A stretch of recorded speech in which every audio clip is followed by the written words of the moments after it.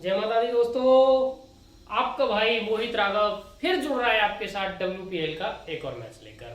UP ने हराया मुंबई को, जो कि बड़ी बात थी। दिल्ली ने हराया बेंगलोर को, जो भी बड़ी बात थी, क्योंकि ये जो मैच है आरसीबी और एमआई के बीच, हाई प्रोफाइल क्लैश या कह सकते हैं हाईएस्ट प्रोफाइल क्लैश जो है वो है WPL का। और जस्टिफाइड भी है टैग, क्योंकि दोनों टीमों ने जिस तरीके से अपने कैंपेन की शुरुआत की है, औसम। मुंबई तो पिछले चैंपियन भी है, आरसीबी ने इस बार उम्मीदें जगाई थी, लेकिन पिछला मैच दोनों ही टीमें हार गई। मुंबई को हराया यूपी ने, तो आरसीबी को हरा दिया दिल्ली ने। और इनफैक्ट आरसीबी तो हारी भी वहां से जहां से जीत गई थी, मतलब जीता जिताया मैच आरसीबी ने उनको दे दिया। जेस जोनासन 3 विकेट ले गई और फिर टॉप 4 के बाद से कुछ हुआ ही नहीं। खैर वो आगे वीडियो में बात करेंगे। इस मैच पे आते हैं। तो अभी जो ट्रेंड एक सेट हुआ था कि अर्ली विकेट्स हो रहे हैं पावर प्ले में, पिच की कहानी बता रहा हूं आपको, वो ट्रेंड अब टूटता दिख रहा है पिछले 2 मैचेस से। पिछले 2 मैचेस में अर्ली विकेट्स नहीं गिरे हैं। और ध्यान रखिएगा, जब ये वीडियो बना रहा हूं मैं, तो जो इससे पहले वाला मैच है, किसके बीच है वो, यूपी और गुजरात के बीच है ना, उसका लेखा जोखा या उसको ध्यान में रखते हुए ये वीडियो नहीं बन रही है, क्योंकि जब वो मैच स्टार्ट हुआ है तब तक ये वीडियो रिकॉर्ड हो चुका है। तो उससे पहले के मैचेस के हिसाब से मैं आपको बता रहा हूं कहानी। तो अब अर्ली विकेट्स नहीं हो रहे हैं, और हो रहे हैं तो एक आध हो रहा है। अब ऐसा नहीं है कि पेसर्स नहीं है टीमों के पास। यूपी की बात थी तो कह सकते हैं कि भाई चलो पेसर नहीं है, लेकिन दिल्ली के साथ तो ऐसा नहीं था। मार्जन कैप थी, शिखा पांडे थी, अरुंधति रेड्डी थी। हालांकि पेसर्स ने विकेट लिए, लेकिन पावर प्ले में नहीं मिले विकेट। जिस तरीके की ओपनिंग पार्टनरशिप मंदना और उनकी रही थी, क्या बोलते हैं, सोफी डिवाइन की, बढ़िया खेले। और जब पहले बैटिंग दिल्ली की थी तो मैग लाइनिंग जरूर एक अच्छा शॉट खेलते हुए आउट हुई थी, वरना सफाली वर्मा, एलिस कैप्सी, फिर मार्जन कैप, चेस जोनासन, अच्छा स्कोर 194 का स्कोर खड़ा कर दिया था। और डिफेंस का मतलब चेज करते हुए कह सकते हैं, या कर सकते हैं डिफेंड करते हुए, मैं गलत बोल रहा हूँ, चेज नहीं, डिफेंड करते हुए पहला मैच शायद इस WPL का है जो सक्सेसफुली डिफेंड किया है इन्होंने।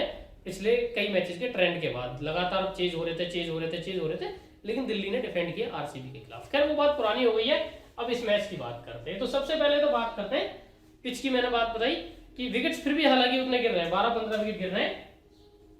और रन्स की बात जहां तक है, तो रन्स पिछले मैच में जरूर 194 बने, वरना वो फिर 150 के लमसम में घूम रही है। विकेट्स का एक स्पेल आता जरूर है, पावर प्ले में ना आए तो बीच में आ जाता है, बीच में आए तो डेथ में आ जाता है। वो एक हो जरूर रहा है कि एक साथ गुच्छे में विकेट जरूर गिर रहे हैं। इन्होंने एक बदलाव किया। वो बदलाव क्या था, नादिन दी क्लर्क को लाए एलिस पेरी की जगह।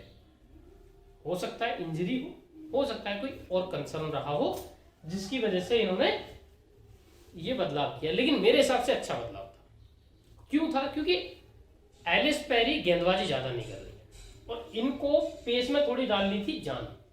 तो पेस में जान डालने के लिए इनके पास रेणुका ठाकुर थी। सिमरन से ये बॉलिंग करा नहीं रहे, हो सकता है पूरी तरह फिट ना हो, वरना है तो पेसर ही हो। और उनके अलावा सोफी डिवाइन थी। तो इनको एक तीसरा पेसर ऐसा चाहिए था जो 3-4 ओवर इनको डाल के दे दे।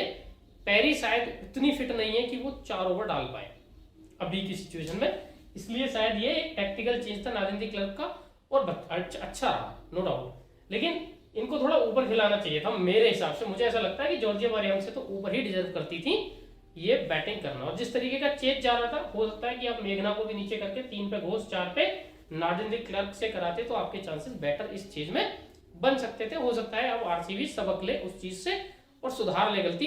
हालांकि बॉलर नादिन दी क्लर्क हम सब जानते हैं बहुत अच्छी है, पिछले 1-2 साल से बड़ा अच्छा इनका प्रदर्शन भी रहा है। तो इसमें कोई बदलाव होगा, आई रियली डाउट। हो सकता है अगर जरूरत पड़ी या इनको लगा कि हाँ फिट है, तो वारेहम की जगह एलिस पेरी ले आए, क्योंकि स्पिन स्टॉक इनके पास कम नहीं है। एलिस पेरी ले आएंगे, वारेहम अगर यहाँ से हट भी जाएंगी तो भी मोलिनो, श्रेयांका पाटिल, आशा सोबना के रूप में इनके पास अच्छा स्पिन कंटिजेंट है। तो ये काम ये ऑब्वियसली कर सकते हैं। अगर बात करें एमआई की, तो 2 सबसे बड़े सवाल ये है कि क्या हरमनप्रीत कौर लौटेंगी, क्या शबनम इस्माइल लौटेंगी, और बाहर गई थी तो क्यों। तो देखो छोटा मोटा निगल होगा, या फिर यूपी को थोड़ा हल्के में ले रहे होंगे कि कोई बात नहीं, मैच तो जीत ही जाएंगे, निगल है, रेस्ट कर लेते हैं। तो इंजरी का कहीं कोई सुनने में ऐसा नहीं आया कि भी बहुत बड़ी इंजरी है कुछ है वो।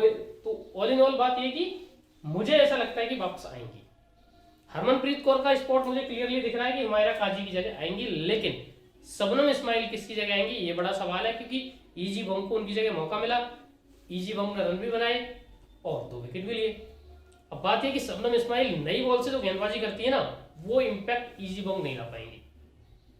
तो ईजी बॉन्ग या शबनम इस्माइल कौन, क्योंकि बाकी जो 3 स्पॉट है भाई हीली मैथ्यूज बाहर जाएंगे नहीं, स्काइवर और कैप, ये तीनों का तो मुश्किल ही है।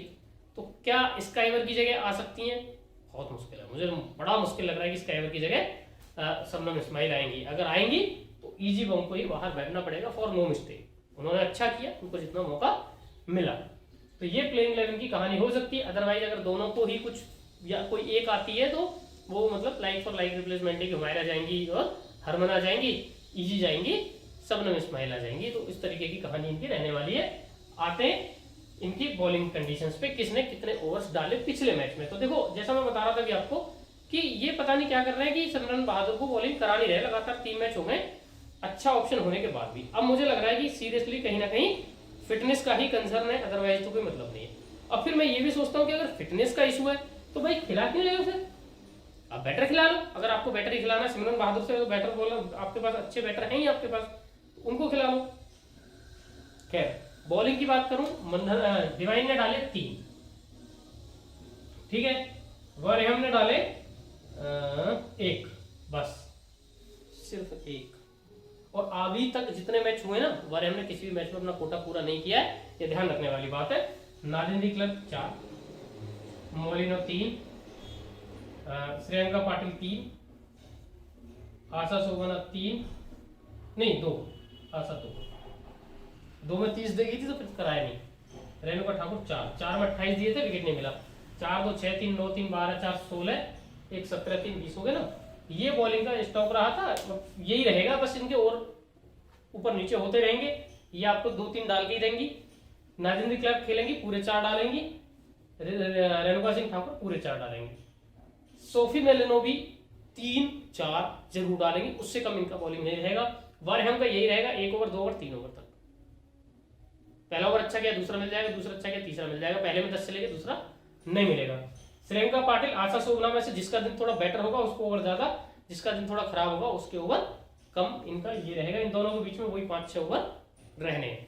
बात करें अगर यहाँ की, तो यहाँ क्या हुआ कि हीली मैथ्यूज ने डाले 3, स्काइवर ने डाले 3, अमेलिया ने डाले 4, पूजा वस्त्रकर ने डाले 2, ईजी बॉन्ग ने डाले 3 और साइका इसाक ने डाले 2। ये बॉलर्स यूज हुए 6। अब इसमें कहानी एक ये भी है कि मुंबई जो है ना, वो हार 17वें ओवर में गया था। तो जो 3 ओवर बचते वो कहाँ जाते, तो मुझे ऐसा लगता है कि वो 3 ओवर जो जाते वो एक स्काइवर को जाता, एक मैथ्यूज को जाता और एक जाता ईजी बॉन्ग को। और अगर स्पिन नहीं लाते तो फिर वो पूजा वस्त्रकर को जाने की पॉसिबिलिटी थी, लेकिन कम थी। मुझे लग रहा है कि स्काइवर, मैथ्यूज और ईजी बॉन्ग ही अपकमिंग बॉलर्स थे। तो इनके आप मानो 4-4 करके मान लो कि इन चारों के 4, पूजा वस्त्रकर 2 और साइका इसाक 2। इस तरीके की गेंदबाजी का एक फॉर्मेशन रहने की पॉसिबिलिटी थी मुंबई इंडियंस की। आते हैं स्मॉल लीग टीम पे। मैं विजन 11 पे खेलता हूँ। क्यों खेलता हूँ कि यहाँ प्रॉफिटेबिलिटी बहुत जबरदस्त है। और वो क्यों है, क्योंकि यहाँ ना ओपोनेंट अपने जैसा आता है। अपने जैसा मतलब 7-4 10-1 2 अलग अलग कैटेगरी है। अगर आपने 7-4 के कॉम्बिनेशन में टीम बनाई है तो वहां भी 7-4 का ही आएगा ओपोनेंट आपका। आपने 10-1 के कॉम्बिनेशन में टीम बनाई तो 10-1 के कॉम्बिनेशन का ही ओपोनेंट आएगा आपका। ऐसा नहीं है कि यार मतलब आपने तो बना लिया 7-4 के कॉम्बिनेशन में, सामने वाला 10-1 लेके आ गया। आपकी टीम में थे 5 बैटर, वो 5 ऑलराउंडर लेके आ गया। तो वो जो एक बैलेंस है ना, वो कहीं ना कहीं मिलता है, कॉम्पिटिटिवनेस बनी रहती है। आप एकदम गेम से आउट होते नहीं हो। तो जो आपकी यूनिक पिक 1-2 मैं देता हूँ, वहां फिर आपकी वो इतना बढ़िया काम कर जाती है, आपका प्रॉफिट बरकरार रहता है, आपकी जो प्रॉफिटेबिलिटी है वो बरकरार रहती है, वहां कोई दिक्कत आती नहीं है। तो अभी जुड़ जाइएगा, लिंक वीडियो के डिस्क्रिप्शन में आपकी सुविधा के लिए मैंने डाल दिया है, क्लिक करें और जुड़ जाएं। इसके अलावा ज्वाइन करें टेलीग्राम भी, क्योंकि एक तो ये, इसके अलावा अभी तक प्रो कबड्डी चल रहा था, बांग्लादेश प्रीमियर लीग चल रहा था, PSL अब चल ही रहा है, इंडियन वेटरन लीग चल रही है, और भी मैचेज आने वाले हैं। तो ये जो मैचेज आने वाले हैं सारे की तो वीडियो नहीं दे सकता मैं, तो क्या करता हूँ कि उन मैचेज का कवरेज आपको टेलीग्राम पे दे देता हूँ। इसलिए टेलीग्राम पे भी जरूर जुड़िएगा। टेलीग्राम का लिंक वीडियो के डिस्क्रिप्शन में कमेंट बॉक्स में दिया हुआ है आपकी सुविधा के लिए। और हाँ, ओरिजिनल टेलीग्राम चैनल ही ज्वाइन करें। मेरे नाम पे जो फेक फ्रॉड चैनल्स बने हुए हैं उनसे बचें। कोई भी मेरे नाम पे पैसा मांगे प्लीज मत देना, ये मेरी आपसे हम्बल रिक्वेस्ट है, ठीक है। चलो स्मॉल लीग टीम पे आते हैं विकेट कीपर्स। विकेट कीपर्स कौन है? यस्तिका भाटिया, ऋचा घोष, दोनों इन फॉर्म है, दोनों ने अच्छी पारियां खेली अपनी अपनी टीम के लिए। पिछले मैच में इनको प्रमोट करके 4 पे भेजा गया, और अगर एलिस पेरी नहीं अवेलेबल रहती है तो ये फिर से 4 पे आएंगी, ये भी पक्की बात है। और यस्तिका भाटिया ओपन करेंगी, अच्छी फॉर्म में है, इधर कोई ऑफ स्पिनर भी नहीं है इस टीम में, लेग स्पिनर्स हैं ये जो स्पिनर्स भी हैं, तो फिर इन दैट केस क्या है, यस्तिका के एक अच्छी परफॉर्मेंस के चांसेस हैं। और अब वो एडवांटेज भी नहीं है पहले बॉलिंग बाद में बॉलिंग वाला ना, तो फिर यस्तिका का लेना तो बनता है। तो यस्तिका भाटिया तो एक चॉइस होगी विदाउट ए डिस्कशन। अब आती है ऋचा घोष का क्या। तो ऋचा घोष मेरी 11वीं प्लेयर की चॉइस में रहेंगी, और किसके साथ रहेंगी वो मैं आपको आगे बताऊंगा। आउट एंड आउट मेरा सिलेक्शन ऋचा घोष नहीं है। बैटर्स की बात करूं तो यहाँ पे जो चॉइसेस हैं इसमें स्मृति मंदना और सब्यमेनी मेघना तो चॉइस है ही, आपको लेनी है आपको। वैसे अगर आरसीबी पहले बैटिंग करता है तो मंदना को आप ड्रॉप करने का रिस्क भी ले सकते हैं, कोई दिक्कत नहीं है, ठीक है। यहां से अगर आप बैटिंग की बात करेंगे तो आपको पता लगेगा बैटिंग में कोई ऑप्शन ही नहीं है। यहां आके आपको बैटिंग का ऑप्शन मिलता है तो आपको सर में कोई दर्द होगा नहीं। अगर हरमन नहीं खेल रही है तो फिर अमनदीप, अमनजोत कौर जो नंबर 7 खेलेंगी वो एकमात्र चॉइस है, जो उनको आपको लेना या नहीं लेना है, तो उनकी आपको जरूरत है नहीं। तो 2 बैटर के साथ आपका काम चल गया, यहाँ कोई माथापच्ची हुई नहीं। आते हैं ऑलराउंडर्स में। अब जब ऑलराउंडर्स की बात करते हैं तो इनके टॉप 4 से आपको यार इतना बढ़िया गेम कवर मिलता है कि 12 ओवर मिलते हैं टॉप 4 से बैटिंग, तो 3 ऑलराउंडर्स तो मुंबई के लिए नहीं पड़ेंगे, और 3 फॉर्म में भी है, ये भी एक बात है। हेली मैथ्यूज आ गई आपकी, फिर उसके साथ नेट स्क्रैबर आ गई, फिर उसके साथ अमेलिया केर आ गई, तो ये थोड़ा सॉर्टेड लगा। अब यहाँ के ऑलराउंडर्स की बात करें तो यहाँ सोफी डिवाइन ओपन कर रही है, 3 ओवर डाल रही है, रहनी पड़ेगी। नादिन दी क्लर्क बहुत अच्छा ऑप्शन है, तो ये 2 तो मस्ट पिक हो गए। अब होगा क्या आगे तो मैं बताता हूं। डिवाइन पहले लिख लूं, नादिन दी क्लर्क। अब सोफी मोलिनो पे लोग आएंगे 50-50, कोई लेगा कोई नहीं लेगा। 3 ओवर डालें, पिछले 2 मैचेस से उतने विकेट नहीं मिले, 3-3, 6-7 नंबर पे बैटिंग करने आ रही है, तो वहां 50-50 हो जाएगा। और 50-50 होगा किसके रिस्क में, मैं ये भी बता दे रहा हूं आपको। जिनके पास सोफी मोलिनोक्स आपको मिलेंगी उनके पास ऋचा घोष शायद ना मिले टीम में, जिनके पास ऋचा मिलेंगे उनके पास सोफी मोलिनो ना मिले। आरसीबी अगर पहले बॉलिंग करने जा रहा है ना तो मेरे हिसाब से सोफी मोलिनो आपको जरूर लेनी चाहिए। आरसीबी अगर चेज करेगा मतलब बाद में बॉलिंग करेगा तो फिर मोलिनो पे हम सोच सकते हैं कि क्या करना है क्या नहीं करना, लेकिन पहले बॉलिंग के केस में लेना है तो अभी मोलिनो को ले लेते हैं। और है क्या कि इस टॉप 4 के बाद ना मुंबई में यहाँ के बाद ये विकेट्स लेने का जो पूरा हिसाब किताब है खुल जाता है। जैसे हमने पिछले मैच में दिल्ली के खिलाफ देखा, मुंबई दिल्ली से खेला है ना, नहीं यूपी से खेला है, तो यहाँ के बाद जैसे ये खत्म होगा टॉप 4, यहाँ से विकेट गिरने लगेंगे, तो उस टाइम पे जो भी बॉलर ऑपरेट कर रहा होगा उसके हिस्से गुच्छे में विकेट आने की पॉसिबिलिटी रहेगी। मोलिनो ने 2-3 मैचेस में डेथ में बॉलिंग करी है, इसलिए भी इनको लेने की पॉसिबिलिटी बेटर है। तो ये 5 आपके हो गए, कौन 6 ऑलराउंडर्स हो गए, 2 आपके बैटर हो गए, 1 आपकी विकेट कीपर हो गई, 3 और 6 9 प्लेयर हो गए। 2 बॉलर्स आपको चाहिए, जिसमें से इजी पिक है, लेना ही पड़ेगा अगर खेलेंगे तो यार। 2 विकेट लिए, 6 नंबर पे बैटिंग करके दे रही है, और बैटिंग भी अच्छे स्ट्राइक रेट पे करती है, वो जेस जोनासन वाला इफेक्ट लेके आ जाती है एकदम से। इजी बॉम को ले लिया। अब 11वां प्लेयर कौन? 11वां प्लेयर की चॉइस दे रहा हूं मैं आपको, या तो आप लो रेणुका ठाकुर या लो ऋचा घोष, मर्जी आपकी है, आप पे छोड़ता हूं, आपको जैसे ठीक है। रेणुका ठाकुर या इजी बॉम, चॉइसेस योर, सॉरी इजी बॉम नहीं, ऋचा घोष, कोई भी 11वां प्लेयर आप ले लीजिए। अब ऐसा मैं क्यों बोल रहा हूं, क्योंकि देखो अगर बेंगलोर पहले बॉलिंग करता है तो ये जो बैटिंग ऑर्डर है इनका फॉर्म में है ही। रेणुका के 3 ओवर आते हैं पावर प्ले में, तो हो सकता है उनको खेल के निकाल दें, तो रेणुका का इंपैक्ट एकदम 0 हो जाएगा। लेकिन दूसरी तरफ बात ये भी है कि अर्ली विकेट्स भी हो ही रहे हैं, 4 विकेट नहीं गिर रहे पावर प्ले में, 3 नहीं गिर रहे, 1 गिर रहा है, 2 गिर रहे हैं।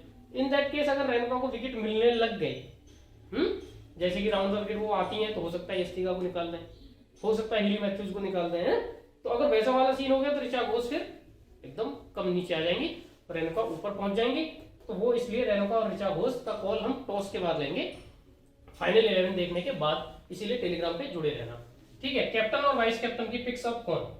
तो मेरे हिसाब से हीली मैथ्यूज बहुत बढ़िया पिक है, क्योंकि पिछले मैच में भी 50 लगा के आई हैं और ये टच प्लेयर है, एक बार अगर टच पकड़ लेती हैं, फॉर्म पकड़ लेती हैं, लगातार चलती हैं और बॉलिंग बहुत ही दूसरे टाइम्स पे कर रही हैं। आपको पावर प्ले में दिख सकती हैं स्मृति मंदना के खिलाफ बॉलिंग करती हुई, क्योंकि ऑफ स्पिनर है और इस टीम में बाकी कोई ऑफ स्पिनर है नहीं, प्लस डेथ में भी दिख सकती हैं बॉलिंग करते हुए, हर मैच में डेथ में भी डाल रही हैं, तो ये अच्छी चॉइस है। अब आती है वाइस कैप्टनसी की चॉइस, तो मेरे हिसाब से सोफी डिवाइन अच्छी पिक है। पिछले मैच में थोड़ा सा टच दिखा, 2 छक्के बड़े लंबे लंबे मारे थे, लेकिन वहीं फिर एक लूज शॉट खेल के आउट होगी, वरना एक बड़ा गेम बना सकती थी, और वो बड़ा चलती तो फिर आरसीबी हारती नहीं, है ना। तो यहाँ पे वाइस कैप्टन होगी डिवाइन, ऐसे करके ये आपकी होगी स्मॉल लीग की। ठीक है, 11th प्लेयर का केस ध्यान रखना, बाकी टेलीग्राम पे बता दूंगा। अब आते हैं ग्रैंड लीग टीम में। तो ग्रैंड लीग में यस्तिका भाटिया को तो रखा ही रखा यहाँ पे जरूर। इनके साथ मैंने क्या किया, ऋचा घोष को आउट एंड आउट ले लिया, मतलब यहाँ नो इफ नो बट ले लिया सीधा ऋचा को। अरे नाम लिख देता हूँ मैं, डिटेंड नहीं है ऋचा। ठीक है, आते हैं बैटिंग में। बैटिंग में यही 2 पिक हैं आपकी, स्मृति मंदना और सब्यवेनी मेघना।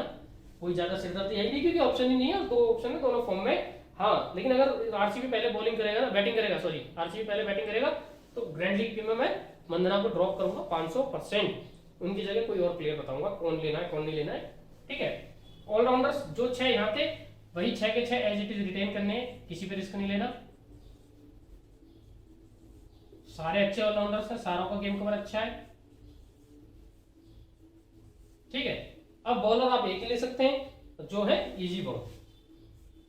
कहने का मतलब ये है कि जो यहाँ पे 11 प्लेयर का कंफ्यूजन था ना, सिर्फ वो खत्म किया है मैंने, कि यहाँ पे ग्रैंड लीग में आउट एंड आउट ऋचा डाल दिए, और ग्रैंड लीग में अगर आरसीबी पहले बैटिंग करेगा तो मैं स्मृति मंदना को 500% ड्रॉप करूंगा ग्रैंड लीग में। और उनकी जगह किसको लूंगा वो मैं बताऊंगा टॉस के बाद।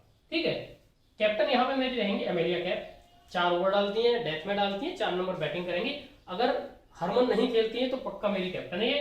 हरमन खेलेंगी तो फिर इसमें हम बदलाव करेंगे, फिर हम कैप्टनसी में नेट स्ट्राइकर की तरफ देख सकते हैं।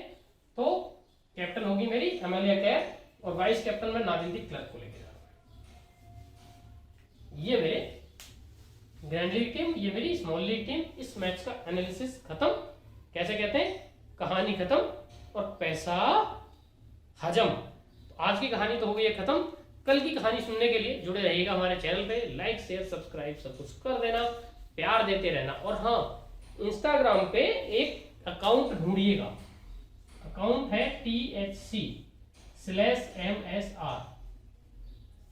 ये मेरा ही अकाउंट है, पूरा है द हरियाणवी कमेंटेटर मोहित सिंह राघव। तो उस पर मैं क्या कर रहा हूँ, एक नई चीज लाया हूँ। नई चीज ये लाया हूँ, आप जियो सिनेमा पे बहुत सारी क्या सुन रहे हो, कमेंट्री सुन रहे हो, भोजपुरी ये वो फलाना ढिकाना, हरियाणवी कमेंट्री नहीं है। तो मैंने आपके लिए क्या किया है कि वहां से उनके अकाउंट से कुछ क्लिप्स निकाल के उनको मैं हरियाणवी कमेंट्री में करके और उस पर डाल रहा हूँ। तो बड़ा एंटरटेनिंग है, लोग प्यार दे रहे हैं उस अकाउंट को भी और रील्स को भी प्यार दे रहे हैं, तो उन रील्स को प्यार जरूर दें और इस अकाउंट को सर्च करके इंस्टाग्राम पे फॉलो जरूर करें।